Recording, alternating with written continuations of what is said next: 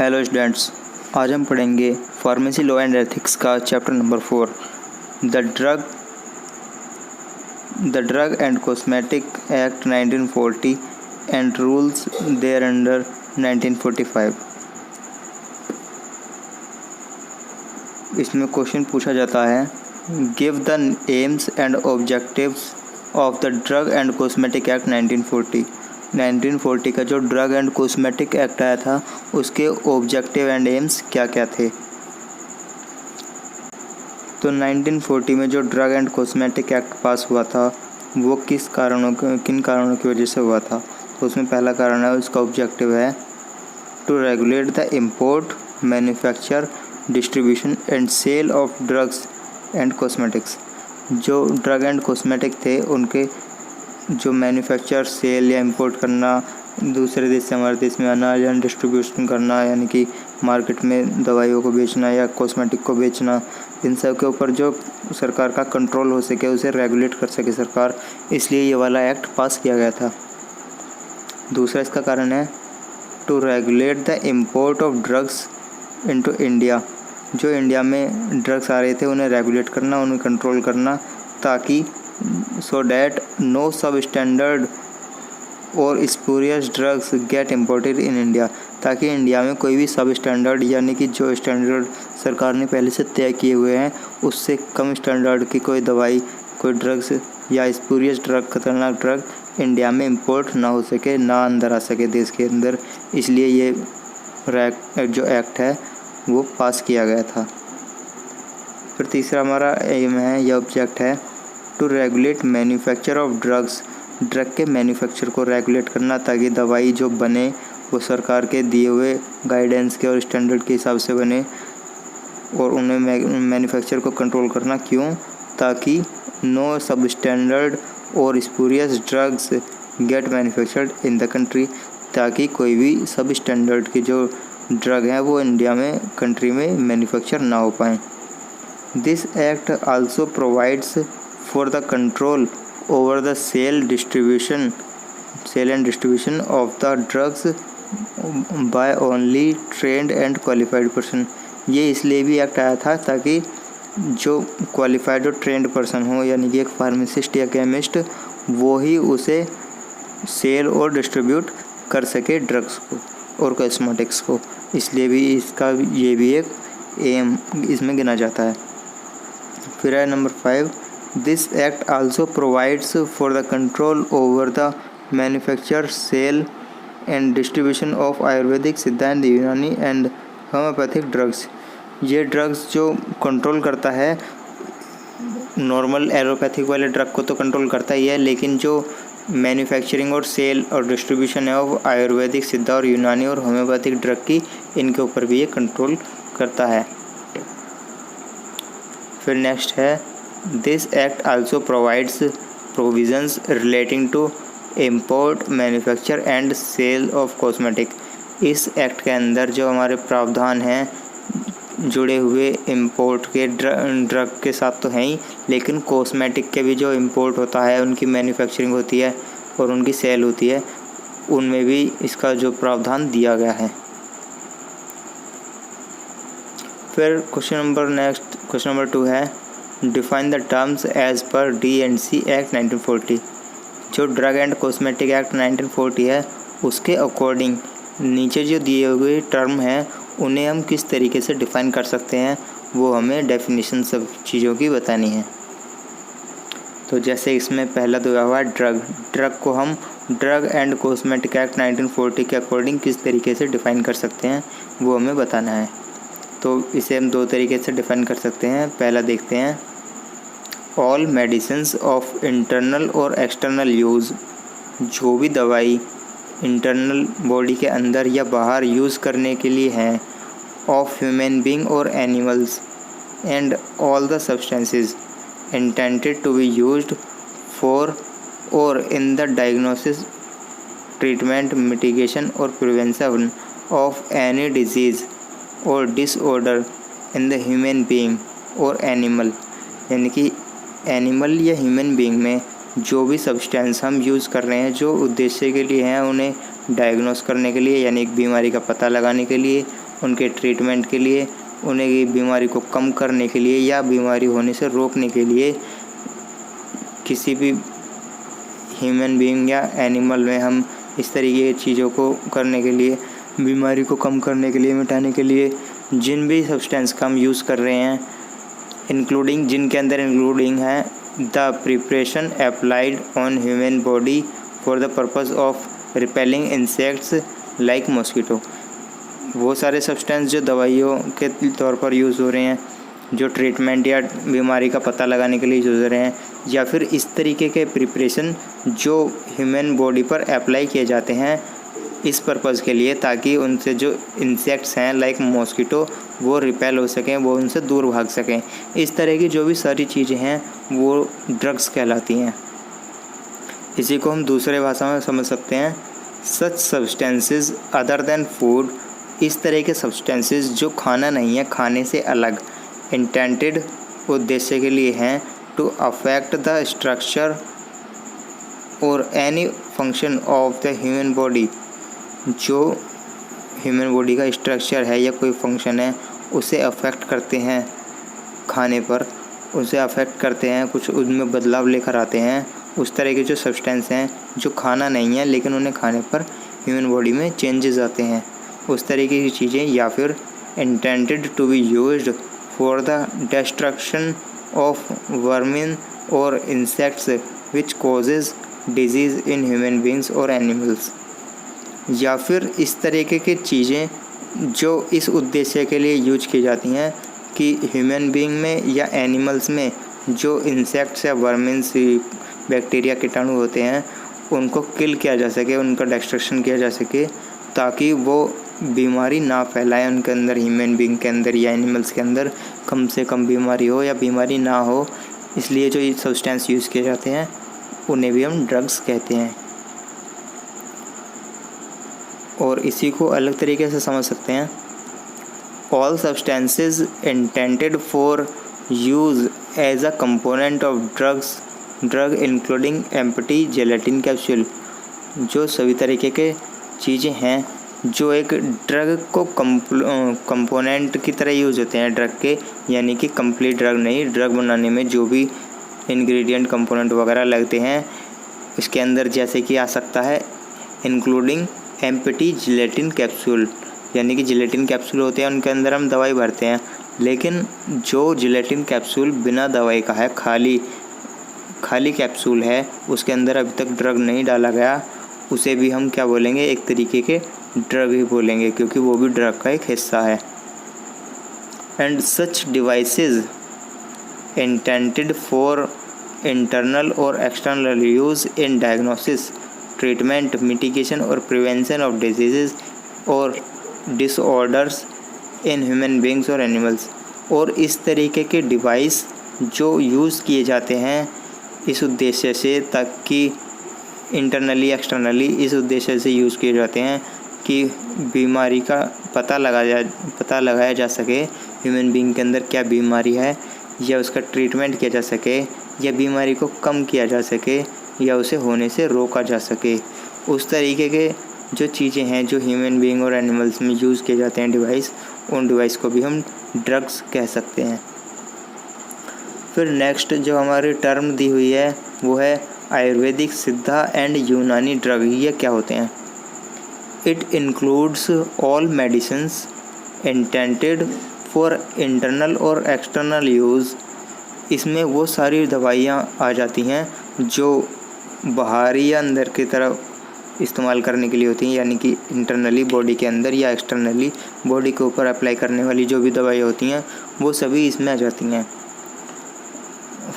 Used for or in the treatment, in the diagnosis, treatment, mitigation or prevention of disease or disorder in human being or animals. जो animals के अंदर disorder वगैरह हुए हैं या human के अंदर कोई डिसऑर्डर है उसको ट्रीटमेंट करने के लिए, या कोई डिजीज़ है उसका डायग्नोसिस पता लगाने के लिए, इस तरीके के जो दवाइयाँ, जो ड्रग्स यूज़ किए जाते हैं वो इसमें आते हैं, इंक्लूड होते हैं। एंड मैन्युफैक्चर्ड अकॉर्डिंग टू फॉर्मूले और मैन्युफैक्चर किए जाते हैं अकॉर्डिंग टू फॉर्मूले, उस फॉर्मूले के हिसाब से जो डिस्क्राइब किया गया है in the books of Ayurveda, सिद्धा एंड यूनानी सिस्टम ऑफ मेडिसिन। जो आयुर्वेद की जो बुक्स हैं, जो किताबें हैं, उनके अंदर जो उन्हें बनाने का फॉर्मूला है उसके अकॉर्डिंग इन्हें मैन्युफैक्चर किया जाता है, या सिद्धा की जो किताबें हैं उसमें जो बनाने का, दवाइयों को बनाने का एक तरीका दिया हुआ है, अलग से फार्मूला दिया हुआ है, उस फार्मूले को यूज़ करके इन्हें मैन्युफैक्चर किया जाता है। या यूनानी सिस्टम में जो भी हमारे दवाइयाँ दी गई हैं उन्हीं के अकॉर्डिंग दवाइयों को बनाया जाता है। ठीक है। In the first schedule of the drug and cosmetic act 1940, ये सभी जो चीज़ें आती हैं वो ड्रग एंड कॉस्मेटिक एक्ट 1940 के शेड्यूल 1 में आती हैं। ठीक। फिर नेक्स्ट है होम्योपैथिक्स मेडिसिन। होम्योपैथिक मेडिसिन क्या होती हैं? It includes drugs recorded in homeopathic literature. इसके अंदर बहुत सारे ड्रग्स इंक्लूड होते हैं जो होम्योपैथिक लिटरेचर के अंदर लिखे हुए हैं। And their therapeutic efficacy has been established through long clinical experience. और जो उनकी एफिकेसी है, थेरापेटिक एफिकेसी यानी कि यूज़ करने के बाद वो किस तरीके का काम करेंगे, किस तरह इफेक्ट दिखाएंगे, वो इस्टेब्लिश की गई है थ्रू लॉन्ग क्लिनिकल एक्सपीरियंस के बेस पर यूज़ करके देख करके उसको बताया गया है कि वो कैसा उसकी थेरापेटिक एफिकेसी है।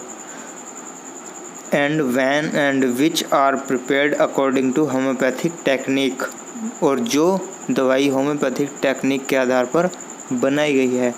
But does not include medicines for parental uses, लेकिन इसमें जो पेरेंटल यूजेस की जो मेडिसिन है वो नहीं आती हैं। यानी कि जैसे इंजेक्शन है हमारा, इस तरीके की जो चीज़ें हैं, जो पेरेंटल चीज़ें हैं वो इसमें नहीं आती हैं। तो इसी को बोलते हैं होम्योपैथिक मेडिसिन्स। नेक्स्ट है पेटेंट एंड प्रोप्राइटरी मेडिसिन। क्या होती हैं patent and proprietary medicine? It means medicines for internal or external use. इसमें वो दोनों तरह की मेडिसिन आती हैं, इंटरनल और एक्सटर्नल यूज़ की, of human beings or animals, जो एनिमल और ह्यूमन बींग के लिए इस्तेमाल की जाती हैं। एंड प्रेस्क्राइब्ड अकॉर्डिंग टू फॉर्मूले, और जो अकॉर्डिंग फॉर्मूले के अकॉर्डिंग प्रेस्क्राइब की जाती है, जैसा उनका फॉर्मूला है, जो उनका काम है, उनके अकॉर्डिंग उन्हें प्रेस्क्राइब किया जाता है। Other than those included in IP और any other book of standard, यानी कि जो हमारी मेडिसिन जो IP इंडियन फार्माकोपिया में बताई गई हैं वो, और या कोई भी बुक ऑफ स्टैंडर्ड में बताई गई हैं, जैसे सिद्धा, आयुर्वेदिक, यूनानी, इनमें बताई गई हैं, उनसे अलग जो भी मेडिसिन, जो पेटेंट मेडिसिन है, जो हम यूज़ करते हैं, प्रेस्क्रिप्शन में देते हैं, प्रेस्क्राइब करते हैं, लेकिन वो बुक्स में इनमें नहीं दी गई है। ठीक है, इन बुक्स में वो चीज़ नहीं दी गई है, उससे अलग जो मेडिसिन है उन्हीं को बोलते हैं पेटेंट एंड प्रोप्राइटरी मेडिसिन। यानी कि कोई फार्मूला किसी आदमी ने अलग से कोई प्रिपेयर किया है, किसी नई दवाई की खोज की है, वो दवाइयाँ इसमें आती हैं, जिसका जिक्र पहले कभी नहीं हुआ, लेकिन वो दवाई अब यूज़ की जा रही है। फिर है new drugs.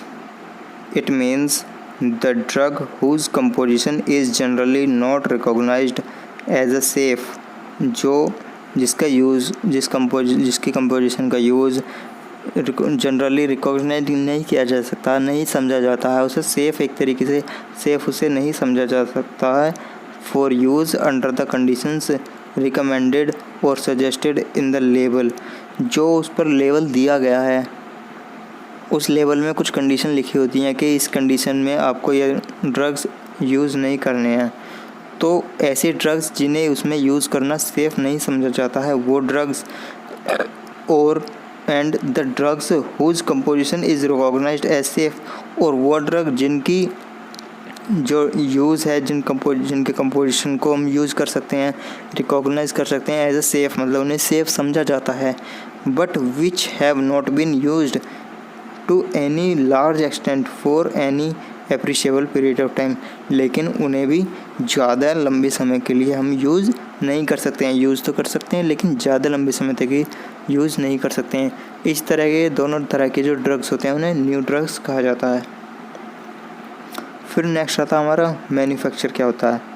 Manufacture it means any process or part of process of making, altering, ornamenting, finishing, labeling, breaking up of any drug or cosmetic for the purpose of their sale, distribution, but does not include compounding or dispensing of any drug or the packing of any drug or cosmetic in the ordinary course of retail business। यानी कि वो process या process का वो part जो use किया जाता है इन मेकिंग, जो बनाने में, ड्रग को बनाने में, उसे अल्टर करने में यानी कि उसे चेंज करने में, ऑर्नामेंटिंग करने में उसकी, और उसे फिनिश करने में यानी कि फिनिशिंग प्रोडक्ट बनाने में, उसे लेबल करने में, उसके ऊपर लेबल लगाने में, breaking up of any drug यानी कि जो ड्रग लार्ज क्वांटिटी में है उसे ब्रेकअप करके यानी कि उसे तोड़ करके उसे छोटे कंटेनर्स में पैक करके फिर उसे बेचा जाता है, उसे बोलते हैं ब्रेकिंग अप ड्रग या cosmetic for the purpose of their sale, उन्हें उसके सेल के लिए उन्हें ब्रेकअप करना, सेल और डिस्ट्रीब्यूशन के लिए। बट डज नॉट इंक्लूड, लेकिन इसमें वो नहीं आते हैं, वो ड्रग्स नहीं आते हैं जिन्हें हम कंपाउंड करते हैं और डिस्पेंस करते हैं of any drug or the packing of any drug or cosmetic in the ordinary course of retail business. जो रिटेल बिजनेस पर हम जाते हैं किसी मेडिकल शॉप पर और वहाँ पर कोई बड़े कंटेनर में से एक गोली या दो गोली निकाल कर हमें दे देता है, तो हम उसे नहीं बोलेंगे मैन्युफैक्चर बोलेंगे जो लार्ज लेवल पे होता है, रिटेल पर नहीं, लार्ज लेवल पर जो प्रोड्यूसर करते हैं उसे बोलते हैं मैन्युफैक्चर। ठीक है, और उसमें ये सारे प्रोसेस या पार्ट ऑफ प्रोसेस इन्वॉल्व होते हैं। फिर miss branded drugs. Miss branded drug क्या होते हैं? It means a drug which is, जिसमें ये कुछ पार्ट दिए गए हैं मिस ब्रांडेड ड्रग की पहचान के लिए, जिसमें कलर्ड, कोटेड, पाउडर्ड और पॉलिश्ड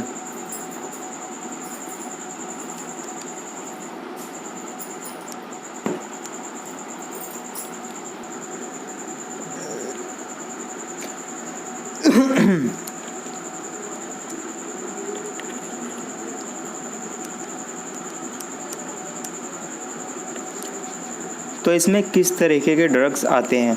जैसे कि इसमें ड्रग्स आते हैं जो कलर किए गए हों, कोटेड हों या पाउडर या पॉलिश्ड किए गए हों, so as to conceal damage, अपने डैमेज को छुपाने के लिए जो टूट फूट है, या फिर if it is made to appear for of a better therapeutic value than it is really is, यानी कि या फिर इसलिए कोटेड, कलर्ड और पाउडर वगैरह पॉलिश वगैरह की गई हो ताकि जो उसका रियल थेरापेटिक वैल्यू है, जो उसका दवाई का असली असर है, उससे अच्छा असर दिखाने के लिए जो ड्रग्स हम यूज़ करते हैं उन पर कोटिंग वगैरह करते हैं, तो वो मिस ब्रांडेड ड्रग्स में आते हैं।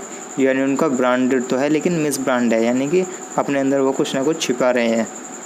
सेकंड है if it is not labelled in the prescribed manner, जो ड्रग है वो प्रेस्क्राइब्ड मैनर में लेबल नहीं किया गया है, यानी कि उस पर लेबल नहीं लगाया हुआ है कि आपको इस तरीके से दवाई लेनी है और इस कंडीशन में नहीं लेनी है, उसका लाइसेंस नंबर वगैरह, कंपनी का एड्रेस, जो भी batch number, date of manufacturing expire जो भी होती हैं, वो प्रेस्क्राइब एक मैनर होता है। अगर उस मैनर में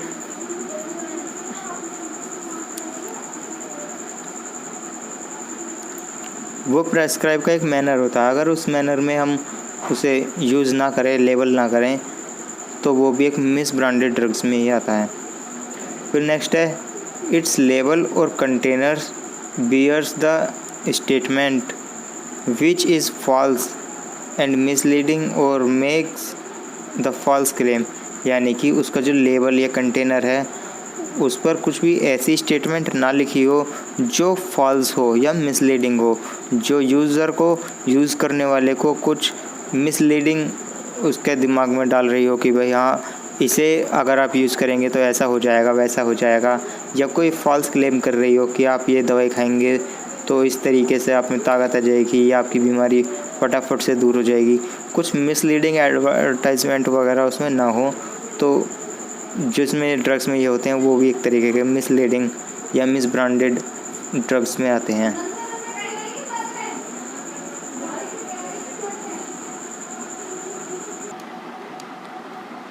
फिर नेक्स्ट आता है हमारा ड्रग्स।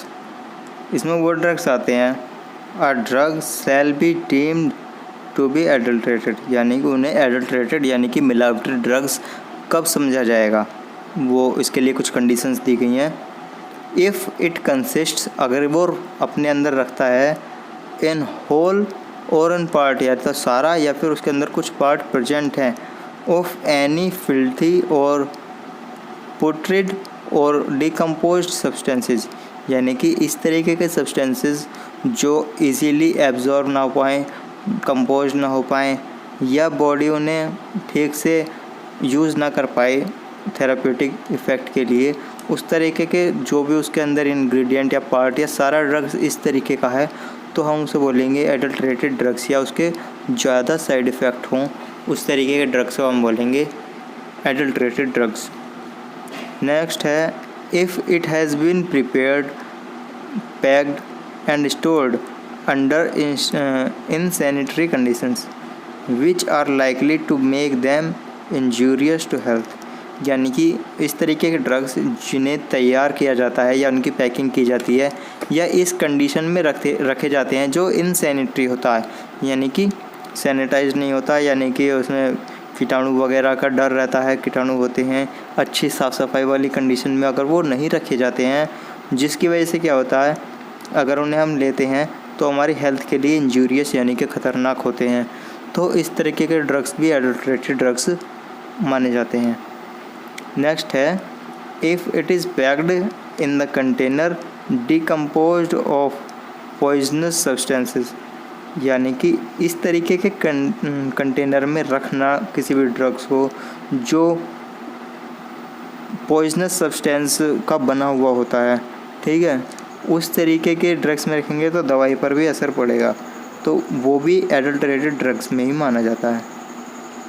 फिर नेक्स्ट है, if it contains a colour other than prescribed, यानी कि उसका कलर इस तरीके का रखा जाना जैसा कि गवर्नमेंट के द्वारा प्रेस्क्राइब किया गया है, उससे अलग कलर हमने अगर रख दिया तो वो भी एडल्ट्रेटेड ड्रग्स ही होगा।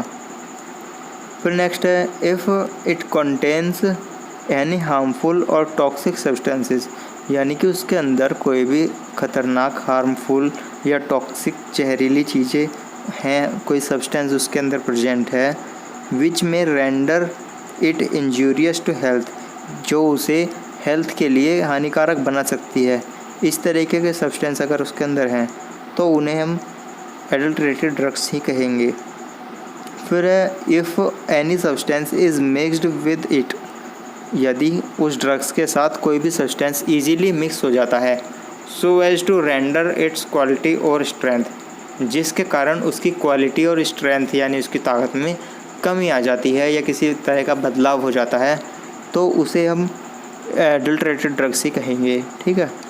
फिर नेक्स्ट आता है स्पूरियस ड्रग्स क्या होते हैं। स्पूरियस ड्रग्स वे होते हैं जो imported under the names of other drugs, जो किसी और ड्रग के नाम पर उसे इंडिया में या किसी भी कंट्री में इंपोर्ट कर लिया जाता है और बताया जाता है कि हम दूसरे ड्रग्स को इंपोर्ट कर रहे हैं। या फिर the drugs which are an imitation or substitute of the other drug, यानी कि वो किसी ड्रग का सब्स्टिट्यूट है, यानी कि एक ड्रग जो किसी ख़ास बीमारी में काम आता है, उसके ट्रीटमेंट में काम आता है, उसकी जगह उसी का कोई सब्स्टिट्यूट हम ले आएँ, इंपोर्ट कर लें, तो वो भी स्पूरियस ड्रग ही कहलाता है। फिर it resembles other drugs in a manner likely to cause deception, यानी कि उसके वो किसी और ड्रग से जुड़ा हुआ हो, यानी कि उसके अंदर वो खूबियाँ हों जो किसी और ड्रग में हैं, और वो इस तरीके से उसे बनाया गया है ताकि लोगों को धोखा हो सके और लोग धोखे में उस चीज़ को ख़रीद लें, यानी कि एक तरीके से धोखा देना हो गया, तो ये भी स्पूरियस ड्रग्स में ही आता है। It bears the name of manufacturer which is fictitious और डज नॉट एग्जिस्ट। यदि किसी ड्रग्स का ऐसा नाम रखा गया है जो फिक्शियस है यानी फिक्शन में है, रियल में एग्जिस्ट नहीं करता, केवल किताबों में ही या पिक्चरों में, कहानियों में उसका नाम सुना हुआ है और रियल में वो बिल्कुल एग्जिस्ट नहीं करता है, और उसके नाम पर किसी ड्रग का हमने नाम रख दिया, उसे उसका मैन्युफैक्चर का नाम रख दिया, तो उस तरीके के जो ड्रग हैं वो स्पूरियस ड्रग कहलाते हैं। फिर है which is supposed to be the product of manufacturer of whom it does not truly a product. जो इस तरीके के समझे जाते हैं, लोग उन्हें देखने पर एकदम समझ जाएं कि भाई ये उस कंपनी का ड्रग है, या उस तरीके की इसमें कंपनी का नाम लिखा हुआ है, या इसका कलर उस तरीके का है दूसरी कंपनी का, और लेकिन जो प्रोडक्ट वो ट्रूली उस कंपनी का नहीं है, वो उसमें एग्जिस्ट नहीं करता है। ठीक है, एक तरीके का लोगों को धोखा दे रहे हैं। ठीक है, तो इस तरीके के जो ड्रग होते हैं वो भी स्पूरियस ड्रग कहलाते हैं। फिर नेक्स्ट आता है ड्रग स्टोर। क्या होता है ड्रग स्टोर? का मतलब है it means the licensed premises for the sale of drugs which do not require the services of qualified person. यानी कि इस तरीके के प्रीमाइसेस, इस तरीके की जगह जो लाइसेंस्ड हैं, जिन्हें लाइसेंस मिला हुआ है अपनी सेल के लिए, ड्रग्स की सेल के लिए, विच डू नॉट रिक्वायर, जिन्हें ज़रूरत नहीं है क्वालिफाइड पर्सनस की सर्विस की, यानी वो खुद ही जो वहाँ का मालिक है वो एक लाइसेंस्ड पर्सन है, उसे लाइसेंस मिला हुआ है। ठीक है, ऐसे लाइसेंस जो प्रीमाइसेस होते हैं जहाँ पर क्वालिफाइड पर्सन यानी कि किसी और फार्मासिस्ट को रहने की ज़रूरत नहीं होती है, उसी को हम ड्रग स्टोर कहते हैं, जहाँ पर हम दवाइयों के ड्रग्स की सेल करते हैं। फिर नेक्स्ट आता है केमिस्ट एंड ड्रगिस्ट। क्या होता है? It means premises licensed for sale of drugs which require the services of qualified person. उस तरीके की लाइसेंस्ड प्रीमाइसेस जो सेल ड्रग्स की सेल के लिए होती हैं और जहाँ पर क्वालिफाइड पर्सन यानी कि जो फार्मासिस्ट होता है उसकी सर्विस की ज़रूरत होती है, but where the drugs are not compounded against the prescription of RMP। लेकिन जहाँ पर RMP के द्वारा प्रिस्क्रिप्शन जो दी गई है उसके अगेंस्ट कोई भी ड्रग कंपाउंड नहीं किया जाता है। ठीक है, उस तरीके के प्रेमाइस, उस तरह के जो क्वालिफाइड पर्सन होते हैं या प्रीमाइसेस होती है वो वहाँ पर ड्रगिस्ट होते हैं, और उन पर्सनस को हम ड्रगिस्ट या केमिस्ट कहते हैं।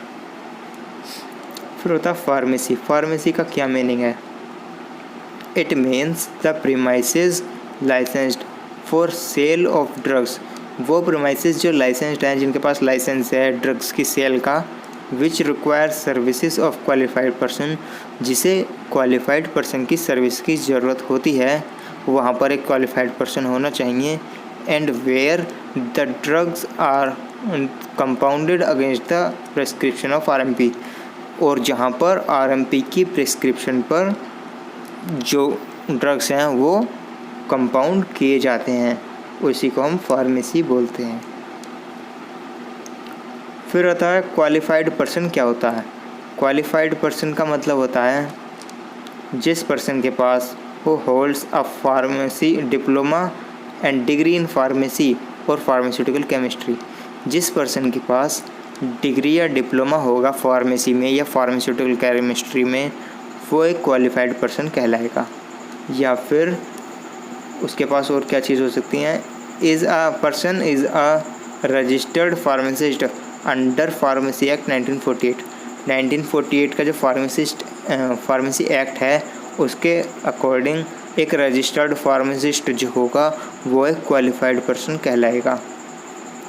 फिर है has maximum 4 years experience of dispensing, जिसे दवाइयाँ को डिस्पेंस करने का कम से कम 4 साल का एक्सपीरियंस होगा, and has been approved by licensing authority, और जो लाइसेंसिंग अथॉरिटी है जो लाइसेंस देती है उसके द्वारा उसे अप्रूवल मिला हुआ होगा, अप्रूव्ड होगा as a qualified person on और बिफोर दिसंबर 1969।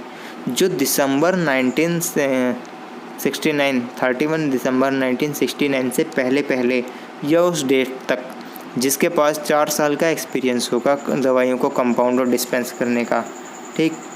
और वो लाइसेंसिंग अथॉरिटी है वो उसे अप्रूवल दे देगी, तो उस तरीके के जो पर्सन है उसे हम क्वालिफाइड पर्सन कहेंगे।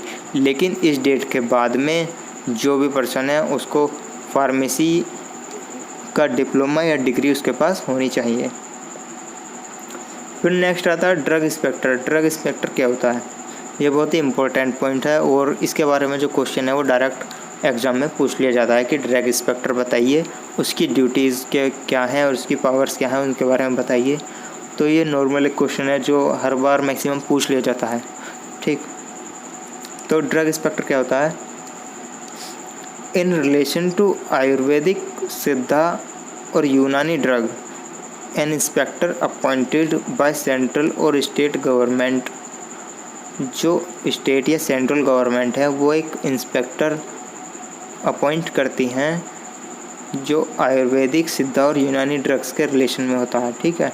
Under section 33G of the act 1948 का जो ये एक्ट है, 1940 जो एक्ट है, फार्मेसी एक्ट 1940। तो इसमें क्या होता है, इसके सेक्शन 33G में जो एक इंस्पेक्टर को अपॉइंट किया जाता है जो आयुर्वेदिक, सिद्धा और यूनानी ड्रग्स के रिलेशन में वर्क करता है।